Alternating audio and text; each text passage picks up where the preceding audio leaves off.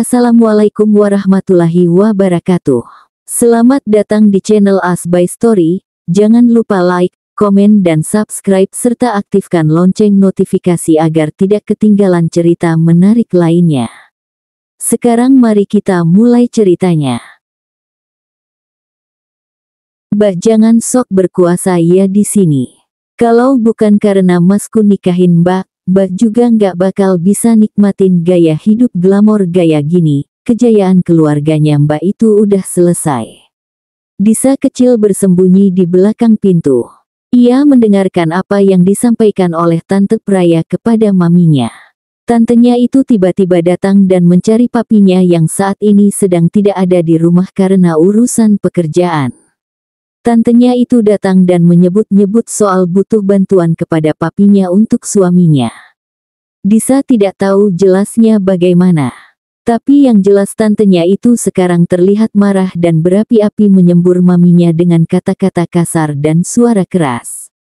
Disa memang sudah merasakan jika tantenya satu itu memang tidak menyukai maminya.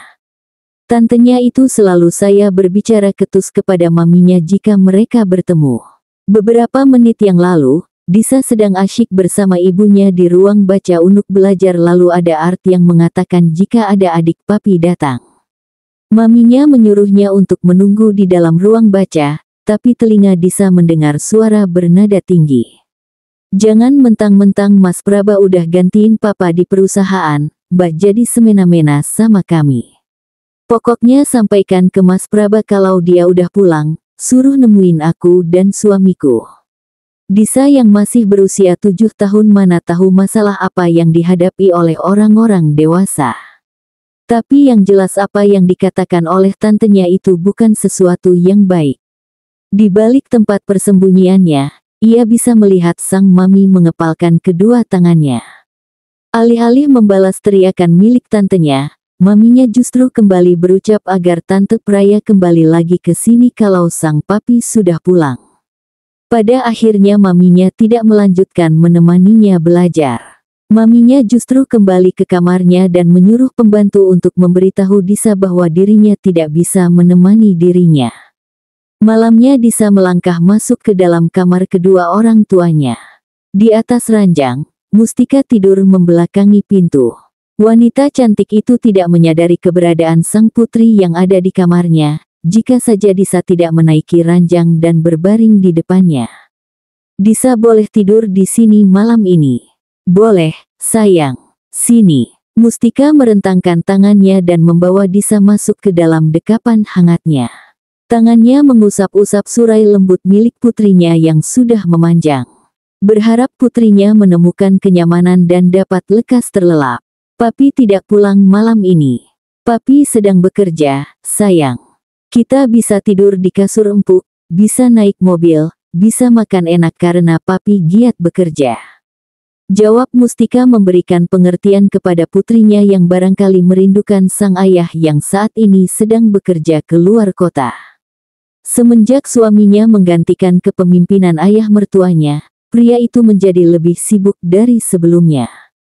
Disa menjauhkan wajahnya dari rengkuhan ibunya. Gadis kecil itu mendongakkan kepalanya untuk melihat wajah sang mami. Sekarang Asara Group jadi milik papi. Mustika menaikkan kedua alisnya. Disa memang tahu nama perusahaan keluarga Milk Baswara. Asara. Praba sering bercerita mengenai Asara kepada putrinya. Menjelaskan kepada putrinya betapa pentingnya Asara bagi mereka semua. Mustika kembali merengkuh putrinya, membawa kepala Disa agar terbenam di dadanya. Kembali mengusap-usap surai dan punggung Disa agar gadis itu segera menjumpai rasa kantuk. Hari sudah mulai larut, sudah sepatutnya Disa untuk segera tidur, sementara dirinya akan larut dengan pikiran-pikirannya sendiri yang biasanya datang di malam hari. Beberapa menit terlalui, Mustika sudah tidak merasakan pergerakan putrinya. Sepertinya putrinya itu sudah tidur. Wanita itu menundukkan wajahnya lalu melabuhkan kecupan selamat malam kepada Disa. Diiringi sebuah bisikan. Asara juga nantinya akan menjadi milik kamu. Asara harus jadi milik kamu, Disa. Bisikan itu disampaikan Mustika dengan suara terlampau lirih di tengah-tengah malam yang sunyi. Mustika mengira jika Disa tidak akan mendengar bisikannya itu karena putrinya sudah tidur. Namun nyatanya, Disa belum benar-benar terlelap. Gadis itu mendengar apa yang dibisikkan ibunya di tengah keheningan malam. Maminya sengaja membisikkan itu saat dia sudah tidur agar tidak terdengar oleh siapapun, tapi Disa mendengarnya. Mulai saat itu Disa bertekad bahwa ia akan berjuang seperti papinya. Bahwa Asara akan berada di genggaman tangannya suatu hari. Disa tumbuh dengan pemikiran bahwa Asara akan menjadi miliknya agar tidak ada lagi yang meremehkan keberadaan maminya termasuk Tante Praya yang semena-mena itu. Disa kecil berpikir bahwa dirinya akan memperjuangkan Asara untuk maminya. Meskipun pada ujungnya, perjuangan Disa tidak ditemani oleh Mustika. Perempuan itu justru mengalah pada takdir dan pergi meninggalkan Disa. Disa terbangun dari tidurnya. Ia menatap ke sekeliling. Ternyata ia berada di kamar orang tuanya. Disa tidak sadar jika semalam ia tertidur di sini setelah mengenang kembali memorinya dengan sang mami. Disa tidak tahu sudah pukul berapa sekarang. Yang jelas matahari sudah tidak malu-malu menunjukkan sinarnya. Omongan Tante Praya dan obrolannya dengan Mama Kamala membuatnya kembali mengingat maminya. Mengingat maminya, itu artinya ada beberapa luka yang kembali ia buka. Maminya meninggal dengan tak terduga. Secara tiba-tiba, meninggalkan Disa sendirian tanpa arah. Ada banyak yang harus Disa lalui sepeninggal maminya. Termasuk harus menerima Kamala sebagai ibu sambungnya. Itu bukan perkara mudah, apalagi ada sejarah merah yang terlukis di kisah mereka. Jangan tanya mengapa ia bisa terlihat sangat akrab dengan Kamala, seolah-olah dirinya telah mengkhianati maminya sendiri. Setelah menikah dengan papinya, Kamala berusaha keras untuk mendekatkan diri pada Disa. Bahkan Disa ingat perempuan itu pernah berlutut di hadapannya dan memohon maaf. Sayangnya, Disa kecil saat itu belum bisa memberikan ampunan. Kamala tidak menyerah, terus mendekati putri suaminya itu. Disa mau tidak mau berada di bawah pengasuhan Kamala. Kamala lah yang memberikan figur ibu bagi Disa meskipun Disa sangat ingin mengingkari kenyataan itu. Kamala lah yang membangunkannya di pagi hari. Kamala yang menyiapkan bekal makan siangnya dengan tangannya sendiri, Kamala yang akan panik jika Disa tidak pulang tepat waktu. Istri kedua papinya itu tidak membedakan antara dirinya dengan Mita yang merupakan putri kandungnya. Disa mengira bahwa sikap baik itu hanya akan bertahan selama beberapa saat. Disa mengira itu adalah taktik yang digunakan oleh Kamala untuk mendapatkan hati papinya. Namun nyatanya, Kamala terus bersikap seperti itu sepanjang Disa beranjak dewasa. Membuat kebencian yang sempat Disa tanam pada perempuan itu meluntur. Disa pun berpikir bahwa tidak ada gunanya menambah musuh. Sudah ada banyak musuh yang mengelilinginya di keluarga papinya. Saat ada orang yang bersedia untuk berada di sisinya, sudah sepatutnya Disa menjaga orang itu di sisinya kan. Aku cari-cari kakak. Ternyata kakak ada di sini. Disa menolehkan kepalanya ke arah pintu. Ada Mita yang berjalan mendekat ke arahnya. Gadis itu terlihat kurang nyaman memasuki kamar ini. Terlihat jelas dari mimik muka yang ditampilkan oleh wajah adiknya. Disa pun beranjak dari atas kasur, perempuan itu menggiring adiknya untuk mengikutinya. Mereka keluar dari kamar lalu berjalan masuk ke kamar milik Disa. Kenapa cari kakak? Adiknya itu langsung duduk di ranjangnya dan menarik Disa untuk melakukan hal yang sama. Adiknya itu menatapnya dalam-dalam membuat Disa menaikkan kedua alisnya karena Mita begitu intens menatapnya. Kakak yakin akan meneruskan perjodohan dengan Kak Arfa? Pertanyaan dari Mita membuat Disa terheran-heran. Bukannya kamu kemarin sama Mama ya yang memuji-muji Arfa sebagai pria yang baik? Disa ingat sekali Mita dan Mama Kamala saling bersahutan menyebutkan kebaikan Arfa yang seperti tidak ada habisnya saat diceritakan oleh kedua perempuan itu. Sampai Disa mengira jika Mita dan mamanya sedang melebih-lebihkan kebaikan Arfa yang baru sedikit Disa tahu.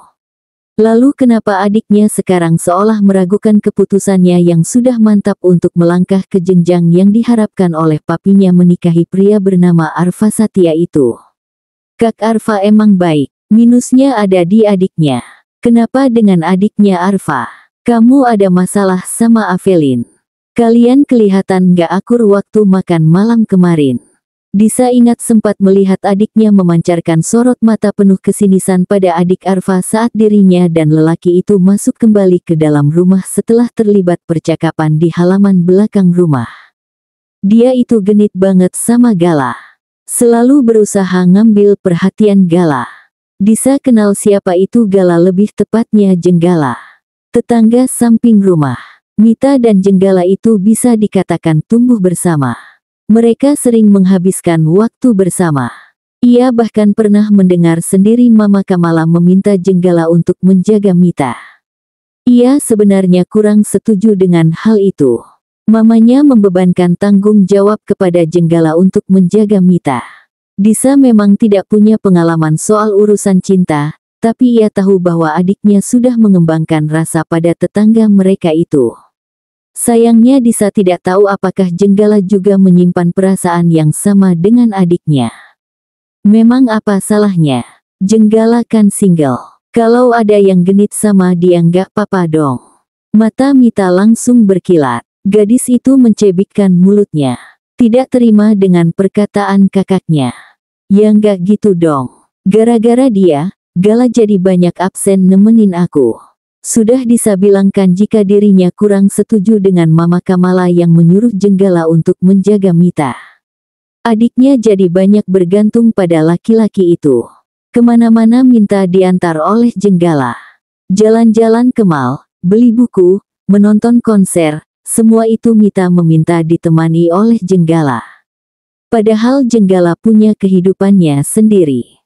Padahal Mita bisa ditemani oleh salah seorang bawahan papinya yang memang sering bertugas untuk menjadi bodyguard adiknya. Adiknya itu juga punya banyak teman yang siap sedia menemani kemanapun adiknya itu pergi. Sekilas saja Disa bisa melihat adanya benang rumit yang mengikat antara Mita, Jenggala, dan Avelin. Ponselnya dinakas berdering. Disa melihat ada pesan masuk. Perempuan itu meraih ponselnya dan melihat ada banyak notifikasi panggilan tidak terjawab dari Arfa sejak semalam dan pagi ini. Disa memang meninggalkan ponselnya di kamarnya dan ia justru tidur di kamar orang tuanya, oleh karena itu panggilan-panggilan dari Arfa tidak terjawab olehnya. Disa membuka pesan yang dikirimkan oleh pria itu. Matanya lantas melotot membaca kalimat yang tertera di sana. Nanti sore saya dan Mama akan ke rumah kamu. Mau apa laki-laki ini datang ke rumahnya? Bersama ibunya lagi. Oh ya, Mama lagi sibuk tuh bikin brownies. Katanya calon besan sama mantu mau datang. Hari ini udah mulai ngomongin persiapan pernikahan ya, Kak. Pertanyaan dari Mita justru menjadi jawaban untuk Disa. Kedatangan Arfa dan ibunya sore nanti pasti untuk membicarakan rancangan acara pernikahan mereka. Acara pernikahan ya. Disa sendiri, bahkan belum membayangkan pernikahan impian baginya itu seperti apa. Ia tidak punya bayangan akan seperti apa nanti pesta pernikahannya nanti. Arfa dan ibunya datang pukul 4 sore. Laki-laki itu terlihat santai dengan pakaian kasualnya. Mama Kamala dan papinya sudah siap untuk menyambut calon besan dan menantunya. Disa sendiri tidak yakin kenapa papinya itu bisa ikut bergabung di ruang tamu menunggu Arfa dan ibunya. Disa juga tidak terhindarkan dari kekikukan saat ibu Arfa meraihnya untuk dipeluk begitu perempuan itu selesai disambut oleh kedua orang tuanya. Setelah dipeluk, wanita paruh baya itu memberikan cipika-cipiki. Disa melihat sekilas pada Mama yang juga melakukan hal yang pada Arfa. Lalu laki-laki itu menghampiri papinya untuk berjabat tangan dengan sang papi, lebih tepatnya tidak hanya berjabat, laki-laki itu membawa tangan papinya untuk dicium. Arfa juga melakukan hal yang sama kepada Mama. Disa pun jadi salah tingkah sendiri karena tidak melakukan hal tersebut kepada ibu Arfa. Mereka duduk di ruang tamu besar kediaman Baswara. Papinya sudah undur diri mengatakan jika ada yang harus dikerjakan. Sementara di ruang tamu itu tinggal mereka berempat, Disa, Kamala, Arfa, dan Amita. Kita bahas cincin dulu aja kali ya, saran Amita Ibu Arfa. Sore ini, Mama Kamala tampak bersinar menyambut calon besannya. Perempuan itu terlihat antusias sekali menyiapkan pernikahan Disa. Berbeda dengan Disa sendiri yang justru kebingungan. Bahkan sejak dimulainya pembicaraan sore ini, perempuan itu lebih banyak diam. Begitu juga Arfa. Calon pasangan itu sama-sama clueless soal apa yang harus dimulai untuk mempersiapkan segalanya. Oh iya, bener tuh. Gimana kalau dalam beberapa hari ke depan kamu sama Arfa ke Singapura? Ke store Cartier yang ada di sana. Mereka pasti punya lebih banyak koleksi, sambung Kamala. Wanita itu menatap Disa penuh semangat. Tatapan yang diberikan oleh perempuan itu menyimpan pengharapan agar Disa menyetujuinya. Bukan tanpa alasan Mama Kamala merekomendasikan merek itu. Cincin pernikahan maminya dulunya juga dari Cartier. Bahkan di custom khusus. Jangan salah paham. Itu adalah papinya sendiri yang merekomendasikan agar cincin pernikahannya dengan maminya dipesan khusus. Kamala menyarankan agar dirinya mengambil merek itu juga dengan harapan Disa akan mendapatkan hal yang kurang lebih sama seperti yang diperoleh maminya dulu untuk pernikahannya. Kayaknya nggak perlu, Ma. Kita ke toko perhiasan yang ada di sini saja. Untuk store brand fashion di Surabaya memang tidak sebanyak di Jakarta. Disa hanya tidak ingin menyulitkan banyak pihak terutama pihak Arfa. Tapi kan, masih ada beberapa toko perhiasan di sini yang pasti punya koleksi terbaik mereka. Kamala menghembuskan napasnya. Dia menatap Disa yang sudah teguh dengan pendiriannya. Kamala tidak bisa berbuat banyak. Pada akhirnya wanita itu mengangguk. Nanti akan Mama buatkan reservasi ke tokonya. Kamu bisa datang bersama Arfa besok. Mereka sudah mencapai kesepakatan untuk cincin pernikahan. Masalah lainnya akan diserahkan kepada WO. Kamala jelas sudah mempersiapkan banyak hal. Saat menemuinya semalam dan meminta izin agar bisa membantu, sejatinya perempuan itu sudah melakukan banyak hal. Disa dibuat melongo dengan daftar WO yang dibuat oleh perempuan itu dan menunjukkannya kepada Disa, Arfa, dan Ibu Arfa. Disa merasa sungkan kepada Ibu Arfa karena perempuan itu justru tidak kedapatan menyarankan apapun karena Mama Kamala yang terlampau antusias hari ini. Saya jemput besok di kantormu saat jam makan siang. Mereka sudah selesai untuk pertemuan hari ini. Ibu Arfa sedang berbincang dengan Mama untuk berpamitan, sementara ia berjalan bersisian bersama Arfa untuk mengantarkan sang lelaki menuju pintu utama rumahnya. Sekarang mereka membahas soal rencana besok ke toko perhiasan untuk mencari cincin pernikahan. Tidak perlu, aku bisa. Saya jemput. Disa mengatupkan bibirnya begitu Arfa mengulangi kalimatnya dengan tegas. Disa sendiri juga bingung kenapa ia bisa langsung diam tanpa perlawanan lagi. Biasanya dia akan tetap mempertahankan argumennya, sekarang ia justru terlihat sangat menurut pada Arfa yang notabene adalah calon suaminya. Jika dalam situasi biasanya, Disa akan kesal karena ia kehilangan dominasinya. Disa selalu menjadi yang mendominasi. Namun kali ini justru berbeda. Perempuan itu mengangguk dan menyetujui gagasan Arfa untuk menjemputnya besok. Seperti yang sudah Arfa sampaikan sebelumnya bahwa pria itu akan menjemput Disa di kantor perempuan itu. Pukul 12 lewat Arfa sudah berada di lobi Asara Tower. Bangunan itu tinggi menjulang. Arfa tidak tahu pasti ada berapa lantai dari gedung ini. Ia juga tidak tahu di lantai berapa ruangan Disa berada. Pria itu memutuskan untuk menunggu di lobi. Ada sofa yang tersedia di sana. Ia sudah mengirimkan pesan pada perempuan itu bahwa dirinya sudah sampai. Arfa menunggu selama kurang lebih 10 menit sampai akhirnya ia bisa melihat sosok Paradisa muncul dalam jarak pandangannya. Perempuan itu baru keluar dari lift. Hari ini Disa mengenakan slim sweater berkerah tinggi berwarna biru dan rok panjang warna hitam berbahan leather.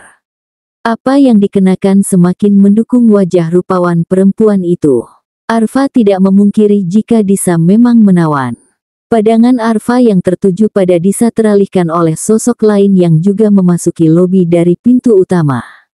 Arfa mengenal jelas siapa sosok itu. Arfa tergemap saat Binar menghentikan langkahnya dan mereka saling memandang satu sama lain selama beberapa saat. Aksi saling tatap itu tidak luput dari mata Disa.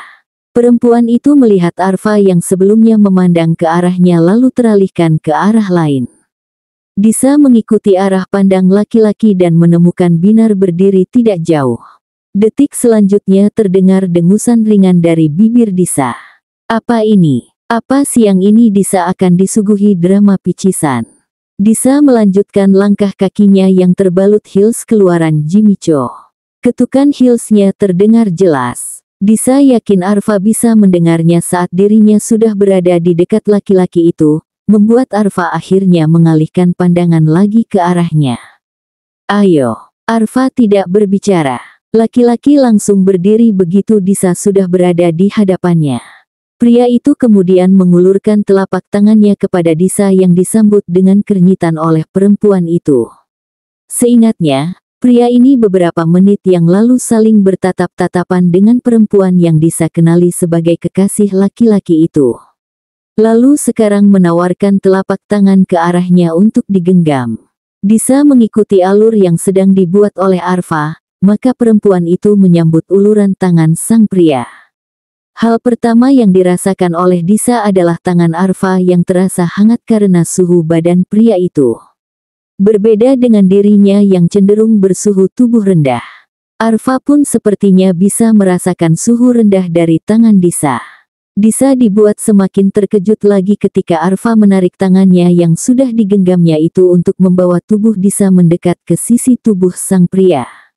Begitu mereka sudah bersebelahan, otot-otot di tubuh Disa sempat menegang sesaat saat ia merasakan tangan Arfa berada di belakang pinggangnya. Lalu membimbingnya untuk berjalan bersisian. Perlakuan Arfa pada Disa mengundang tatapan terpesona dari banyak pasang mata yang menyaksikan interaksi dua orang itu. Di jam makan siang akan ada banyak orang yang berlalu lalang di lobi. Pertunjukan manis itu dinikmati oleh banyak orang yang bekerja di bawah naungan Asara. Banyak orang yang memandang Arfa dan Disa dengan tatapan iri dan takjub. Ini adalah penampilan publik pertama mereka sebagai calon pasangan. Tentu akan menjadi perbincangan banyak orang. Orang-orang melihat mereka sebagai pasangan yang serasi, tanpa tahu apa yang terjadi di balik layar. Tak luput Binar yang hanya bisa diam dengan sorot mata sendu melihat kedekatan Arfa dengan calon istrinya yang cantik jelita itu. Binar sudah tidak memiliki hak untuk cemburu, Arfa sudah bukan lagi miliknya. Laki-laki sudah punya kehidupan baru dengan orang lain. Ada bagian hatinya yang berdenyut nyeri, tapi memangnya Binar bisa apa? Arfa dan Disa berjalan beriringan menuju lift yang akan membawa mereka ke basement tempat mobil Arfa terparkir. Sampai mereka berhasil mencapai mobil Arfa pun laki-laki masih bersikap manis dengan membukakan pintu untuk Disa. Sampai Disa harus menolehkan kepalanya ke kanan ke kiri untuk memastikan apakah ada orang yang sedang memperhatikan mereka sampai Arfa berbuat seperti ini. Bukan apa-apa, mereka memang harus berperilaku manis seolah-olah sedang jatuh cintakan di depan publik kan. Disa mulai meragukan jika Arfa Satya ini bukan penggoda ulung. Perlakuannya saja bisa semanis ini. Kira-kira sudah ada berapa banyak perempuan yang diperlakukan seperti ini? Arfa ini kan tampangnya oke, pasti ada banyak perempuan yang mengantri untuk laki-laki ini. Tapi pikiran itu dipatahkan kembali saat ia membaca laporan tentang informasi kehidupan Arfa. Laki-laki itu tidak pernah terlibat hubungan dengan banyak perempuan. Satu-satunya perempuan yang berhasil menjalin asmara dengan laki-laki itu adalah Binar yang sekarang bekerja untuk Asara. Disa lupa jika Arfa ini memang gentleman sejati. Arfa dan Disa sudah berada di mobil menuju toko perhiasan. Kamala sudah membuatkan reservasi untuk mereka. Mereka akan dilayani sebagai pelanggan VIP. Lokasi toko perhiasan yang mereka tuju berada di salah satu mall. Sepanjang perjalanan memutari mall untuk mencapai toko perhiasan yang dimaksud mamanya, keduanya berjalan bersisian. Seolah-olah memang mereka adalah pasangan di mabuk asmara. Begitu sampai, pelayan langsung menyambut mereka dengan sukacita lalu membimbing mereka menuju sebuah ruangan dan mempersilahkan Arfa dan Disa untuk duduk di sofa yang ada di ruangan itu. Sofa yang mereka duduki muat untuk 2 orang. Arfa dan Disa duduk bersebelahan. Di depan mereka ada sebuah meja kaca lonjong. Tidak lama, ada pramuniaga lain yang masuk membawa beberapa kotak perhiasan dan meletakkannya di atas meja. Isinya sudah barang tentu adalah cincin-cincin pernikahan koleksi mereka. Pramuniaga itu menjelaskan satu persatu cincin yang ditunjukkan kepada Disa dan Arfa, menjelaskan keunikan masing-masing dari cincin-cincin tersebut dan terbuat dari bahan logam apa saja cincin-cincin itu. Disa tidak begitu mendengarkan. Sebagai perempuan ia jelas menyukai perhiasan, tapi bukan maniak. Ia memiliki beberapa koleksi cincin, gelang, kalung, dan anting-anting di lemarinya. Beberapa di antaranya merupakan milik mendiang maminya yang begitu perempuan itu meninggal, kepemilikan perhiasan wanita itu berganti menjadi Disa. Cincin kawin maminya pun yang katanya dicustom secara khusus juga tersimpan rapi di salah satu kotak perhiasan milik Disa. Ini adalah koleksi terbaik kami. Pramuniaga yang melayani mereka menunjukkan sepasang cincin berwarna silver kepada mereka. Bentuknya lebih sederhana daripada yang ditunjukkan sebelum-sebelumnya yang mana kebanyakan ada berlian besar di tengah-tengah cincin si mempelai perempuan. Model cincin kali ini tidak dihiasi dengan mata berlian yang mencolok. Hanya berlian kecil-kecil yang mengelilingi bagian ringnya untuk cincin mempelai perempuan. Untuk cincin mempelai prianya berbentuk polos. Bagian dalam cincin bisa diukir nama masing-masing mempelai. Kami ambil yang ini. Arfa tidak protes dengan pilihan Disa. Ia sendiri memang suka dengan model cincin yang terakhir ditunjukkan kepada mereka. Pada intinya ia sependapat dengan selera perempuan itu, namun Arfa tidak mengatakannya. Pramuniaga yang melayani mereka tersenyum kemudian mengatakan pada mereka untuk menunggu selagi dirinya menyiapkan nota penjualan dan surat-surat terkait pembelian. Tolong pakai ini untuk pembayarannya. Disa mengulurkan sebuah kartu berwarna hitam kepada si pramuniaga. Arfa cepat-cepat menghalangi niat perempuan itu. Laki-laki itu berdiri lalu mengatakan pada pramuniaga yang melayani mereka bahwa dirinya yang akan mengurus administrasi pembayaran. Disa memandang tidak terima pada Arfa yang sudah bersiap untuk mengikuti pramuniaga untuk menyelesaikan pembayaran. Bukannya Disa mau underestimate pria itu. Tapi bisnis Arfa sedang tidak dalam kondisi yang baik, jadi Disa merasa tidak ingin membebani keuangan pria itu. Cincin yang dipilihnya jelas tidak berharga murah. Apalagi bahannya dari berlian. Disa memilih cincin itu karena dia berpikir bahwa ia sendiri yang akan membayarnya. Arfa yang tahu apa yang dipikiran Disa langsung menimpali lagi. Walau ia sedikit tersinggung dengan perempuan itu yang tampak meragukan kondisi keuangannya.